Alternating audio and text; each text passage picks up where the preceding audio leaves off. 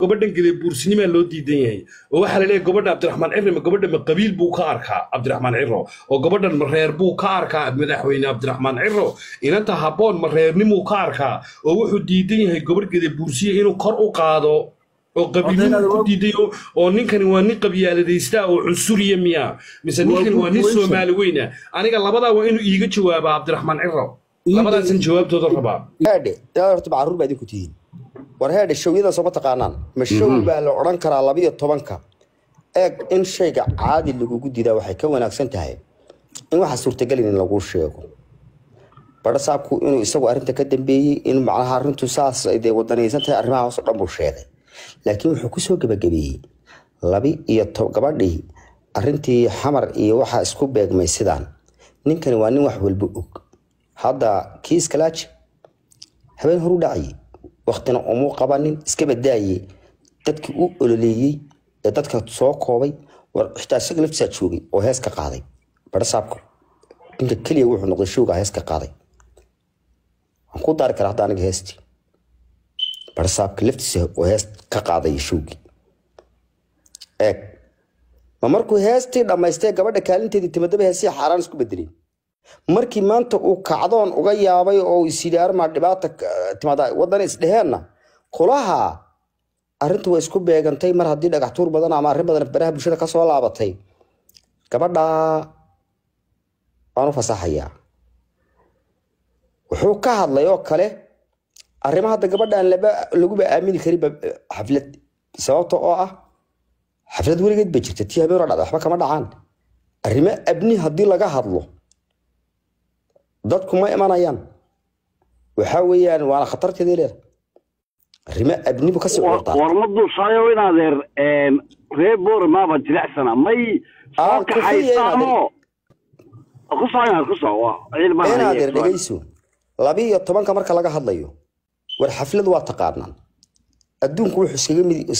iskaga wada miday danaha jira shaqada iyo waxyaabahaasi xafladaha adduunka oo dhan ta ugu degdeg badan dadku 10ka iyaba meelaha macnaha la imaadaa ilaa 11 ilaa 12 xafladu 12 bilaabantaaba xafladihii noocaas ah xilligii ay bilaaban jireen in la dhaho daqiiqad xitaa day inuu dan kale kaliya oo doonayo hadhow tolo meeshaas in waxba ka socon waayaan daqiiqad laguma darayo buu yiri waxa aan dhacaynin waxa weeyaan 12 iyo 50 iyo 9 daqiiqo marka ay marayso ee hadii ay waxa weeyaan ku dhacdo 12 iyo 1 daqiiqo dhacaya maxay yihiin marka waa caadi macnaha waxa weeyaan si ayna suurtagal ayna ahayn hadii dad isku dayaana ay ku fashilanta arintaas niman yahow anigu waxaan la hadlayaa xalli xabaal jiflaan ma qodanto samaroon war gabadhaas magaalo caasimadana way leedahay haday dadkeeda inuu heesto waxa weeyaan geyga Soomaalina ma aha meesha la yiraahdo Djibouti iyo meesha la yiraahdo maxay ahayd Xamar iyo Hargeysa Xamar iyo Hargeysa ma aha gabadhan garab istaaga waxa weeyaan laabta u garaacda kamidooba arinteeda walaalayaal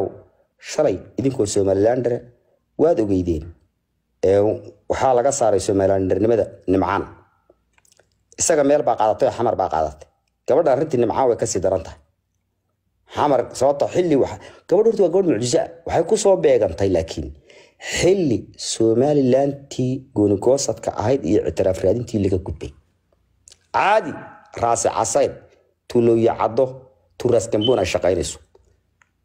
inta marka kama dhaxaysi karta gabadhii inay Hargeysa ka heesto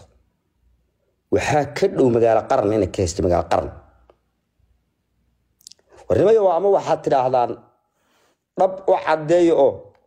aawe ninkii admi baraha moodi jirtay ee waxa weeye Maxamed Habib war marka qof saaqa meel loo toqontoqiyaba waa qaylin jiray oo sharci iyo dastuur iyo bugaag bula soo ordi jiray miisaska kolba miis fanan jiray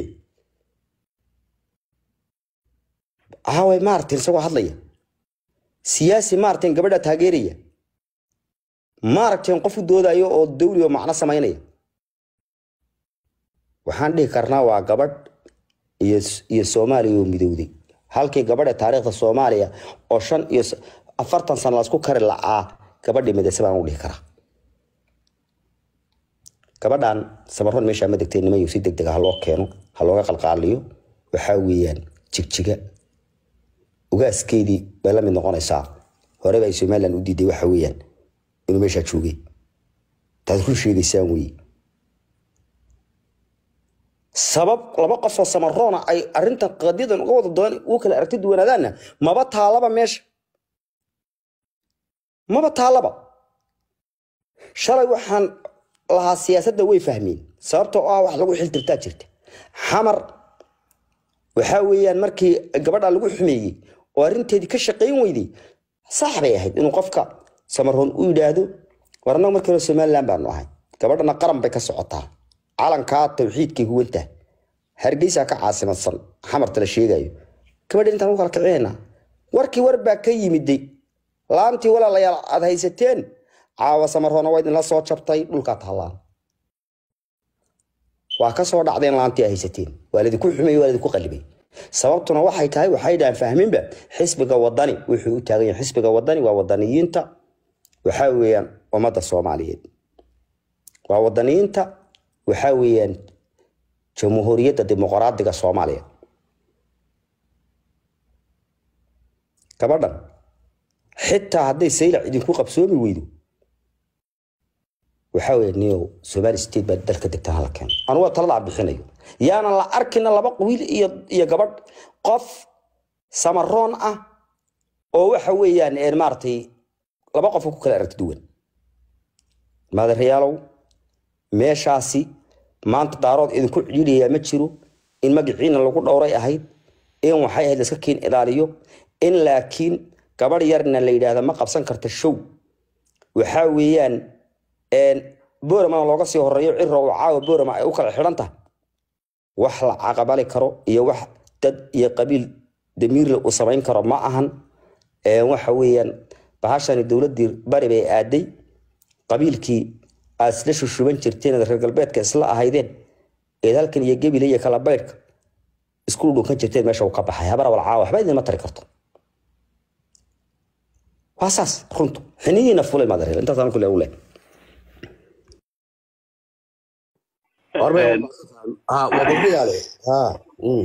warshaqaalow dee arrinkani waa sidaa uu sheegay inaadane way nagu cas tahay arrinkan waxa weeyaan arrin ka qabsan karna maaha shalay tolo xaq baanu ku taagnayn oo gabadha iyadu xaq bay ku haystay ma jirin cadow xamar ka daran baanu qaadaynay waana run goonigosa waynoo diidanaayeen caalamkan la qabsano waynoo diidanaayeen Soomaali waa tiina soo laabtay lahayn anaguna waan diidanayn marka qofka hadduu kala go' rabo waa inuu hadallo xasaasiya ku hadlaa suu dadkan ay u nacaan iyaguna point bay noo galeenoo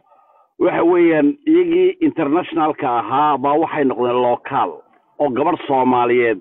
ayay celiyeen waxay ka dhigan tahay uma baahnin dadka Somaliland heesna way ku cadeeyeen waxay yiraahdeen xamar miyaa cid u baahata de Cumar Daahir geeso u baahnayn aqoonsiga ma la iska siiyo marka da point fiican baan awal ku taagnayn laakiin maanta tayna laba qalbi jab gabadheedu ma qaado shalay waxaan dagaaltamayna gabadheeda sharafteeda caarkayagii bay ahayd te waxa weeyaan reergis dasaaday sameeyeen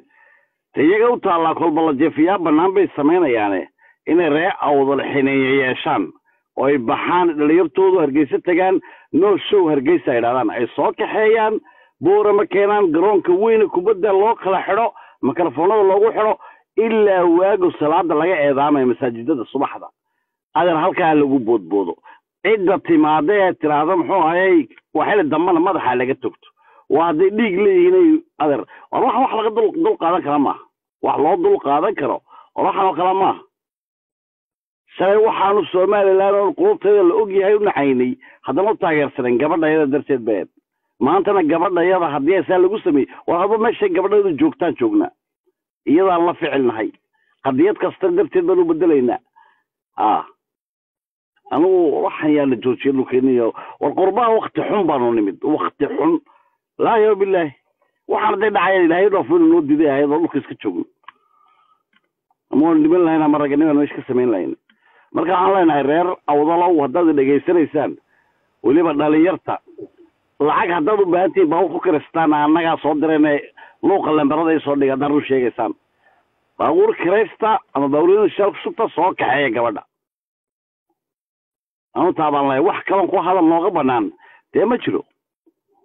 haddii kalena durbahaan la qaato ciraa wadana dhisaya waxay ku heshiiyeen dumarkii maanta arwaxaniyo wareedha halka dhinacanad ka eegaysaan mooyaan horta yaanay arrinku noocan inooga ekaanin arrinkani waa qodob siyaasiya qodobkaa siyaasiga riyaalo suldaan aan u dayno qodob siyaasiya weeye maaha gabadhu qabiil umay heesin samaroon bay gabadhu u heestay uma ay heesin systemkan hargeysa ayay u heestay heesja ay fadaynaysa ummadda kalena way ku heestay halkii ay tagtayna heestii bay ku xuquuq weyday halkan ay timidna saaka way ku heeli weyday linkiga ka dhexeeya kan jooga hargeysa iyo ka muqdisho muxuu yahay horta halkaasaa u baahan in waxoogaa la eegaa dhinacan kale insidaanadan dhacay waxaan kale wax kaloo inaga galaya oo aad u foolxunoon dee raganimadaba runtii aan ku wanaagsanayn laakiin halkaa lagu eekaado oo lagu eego qodobkan siyaasadda uun lagu dul joogo oo la yidhaahdo arrinkani muxuu yahay war arrinkani waa inaad mid ogaataan saaka kuma gudobaysna shakaal waa lan ka dhexgalay garaale horta bal dhegeysadda riyaal halkaa suldaan qodobkaa un iga dhegeyso aad u godabuursi baa tahay inantu waa tolkaa aadar baad u tahay war magacaagan gabadhu kuma godooboobin waxaa somalilaanta la yidhaa ayay wax mooday u heestay dee saakan ay ku xuquuq weyday maxaa dhacay markaa halkay dhiirigelin ka mudnayd ee soo dhoweyn xukuumadeed ka mudnayd miciyaalka yaacyaacaya dhegaysanaysa inay fankeeda qaybta ka ee saaxiibka la tahay ee meeshii joogsadee salaanka fuula isku soo sawiraya yaacyaacay yaa soo dhoweeyey ninka duulistii hawada haystaa waa nin gadabuursiya madaarkiisii uu maamulayay buu joogay goobtaa uu shaqo ka waday ma soo dhoweyn bay ahayd soo dhoweyn ma ahayn xeradii uu maamulayay ee madaarkii ayay gabadhu ka soo degtay wuu lugeeyey qofkii ugu horreeyey gacanta soo qabtay buu ahaa waa nin gadabursiyo in adeerkeeda laakiin afka xukuumadeed iyo delegation xukuumadeed midnaba kuma soo dhoweyn gabadhan halkan taagan saaka shalay toole magaalada booraba war raasul madiinatul gadabursiya dee booraba muud bay ka gashay soo ma ah ma waxaad aragteen islaana dhoo indhala oo magaalada booraba joogto gabadha ka hadlaysaad aragteen inaad arma ay dhicin booraba shalay toole gabadha muud bay ka gashay lagama hadal looma hiilin booraba uma hiilin loomana hadal because waxaan ay ku hadashay iyo waxaan lagu haysto nothing to do with gadabursi shaqa kuma lahayn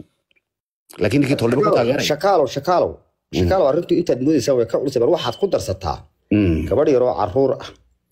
oo xamar oo maqli jirtay un waxbaa la qarxiyay waxbaa saan ah markii ay tagtay sidii waxay kabcadii soo gubtay aad ogeyd islaamo waxaa weeye boorsooyin ay ku sheegeen qaraxyo jiidanaya ay daba gurguuranayeen oo sas ka soo qaaday oo habeenkii istiri meesha saskii waad ka timidee hargeysa timidayna waxa weeyaan bara saabkii gobolku leeyahay abnigii baa khatar ku jira arrimo abni awgeed waa 12 dee maba heesi kartaba islaantiiba u sawirba dhax fadhida meeshii ma nin wala ma soconayo ninka la yiraahdo maxaa la yiraahdaa ma duushaayo kelmadan u fahan kelmadda haddaad fahanto waxba kuu kordhaya eeg qodobadu waa noocan war gabadhu maxay ku hadashay halkay aaday muqdishay soo maaha maxay kala kulantay soo guriyo noqoshadeedii meesha isbidaysay inay leedahay hargeysa maxay kala kulantay hospitality nuucay kala kulantay soo dhaweyn nuucay kala kulantay waa qodobo la eegi karaa mid waa mid horta inaad mid waan kula qabaa oo ilaa hadda waan aaminsanahay xukuumadan wixii ما يمغش فايو ما يمغش أنا در أرمل يمغلا سيف عمك هو مغلا سيف عمك كلها من السنة حكومة دم وحش اللي تقول له حملي بدأ يلا هذاك حكومة دم يا درو هبون بكس عامين بضطي مكريالتي قال جاه الله قرنكي يوحي أنا صدني أفرتها الصنبا قنشها يجي تشوي هذا ويس صومي ريان oo Somalilandernimadi anu ninka Somaliland waxaan u aqaanaa Irish Soomaalida kale ka duwan hadeeg كبولنديسكي كايرش كمي سمين يورو مركا يوروبين ودا جوجناي waa maya anu saasaan u aqaana ka Soomaaliga ee kale de meelaha kale ka soo jeeda iyo ka Somalilanderka Irish iyo Bolandis biskiin tiiba ilmadeer rayaalo qanjaha na joogtiba hadda farta u yar lagu ay sii marasa way naga sii baxaysaa beritoole inaan Somalilandernimo ku faan weynaan ka baqaya xukuumadda mid baan halkan uga diraya haddaydan waxba hanan kareynin oon qarankan dhabuuna idinka hayn toos baad meesha uga bixi doontaan bulshana idinku kici doonta habboonna showgeedaasi 12 habeenimo ma habboon buu ayuu xariga habaalkan qabanaya runta aynu isku sheegnay ilmaada reer hargeysaan ka yimid hargeysa waxa ka dhacay iyo xukuumaduhu sidii maaragtay qofka muwaadinka u soo dhaweeyay aan garanaya ilmaada reeyaalow dawlad baatiin waanu idin ixtiraaman madaxdeedii baatiin waanu idin ixtiraaman haddaad laakiin ka badisaan macquul noqon mayso madaxweyne cabdiraxmaan waxaan leeyahay madaxweyne dadkan soo dooratay imika laba shakhsi baa kala hadlay barasaabkii gobolka iyo barasaabka xigeenkii laba erey oo isku dhaweyn weeyii bal xukuumadan daba furan ku dhacay ayaan la yaabanahay ilaa hadda ilaahay baa ina dilaya xukuumadani dayaxba maamulaynayo anu waa ka baxay dalka